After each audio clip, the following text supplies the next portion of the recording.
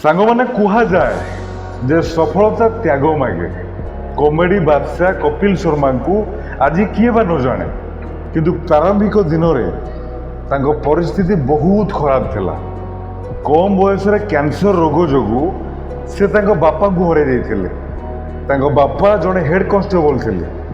ଯଦି ସେ ଚାହିଁଥାନ୍ତେ ତେବେ ସେ ତାଙ୍କ ବାପାଙ୍କ ଜବରେ ରହିପାରିଥାନ୍ତେ, କିନ୍ତୁ ସେ ସର୍ବଦା ତାଙ୍କ ପ୍ୟାସନକୁ ବାଛିଲେ।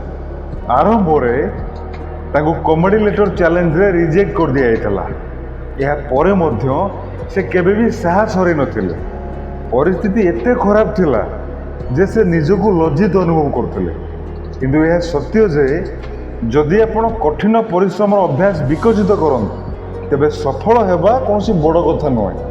କଥାରେ ଅଛି ନା, ଯଦି ଆପଣ ଗରିବ ହୋଇ ଜନ୍ମ ହୋଇଛନ୍ତି ତେବେ ଏଥିରେ ଆପଣଙ୍କର କୌଣସି ଦୋଷ ନାହିଁ, କିନ୍ତୁ ଯଦି ଆପଣ ଗରିବ ହୋଇ ମରିଯାଆନ୍ତି ତେବେ ଏଥିରେ ସମ୍ପୂର୍ଣ୍ଣ ଦୋଷ ଆପଣଙ୍କର ହିଁ ହେବ। ତେଣୁ ବାହାନା କରନ୍ତୁନି, ପରିଶ୍ରମ କରନ୍ତୁ।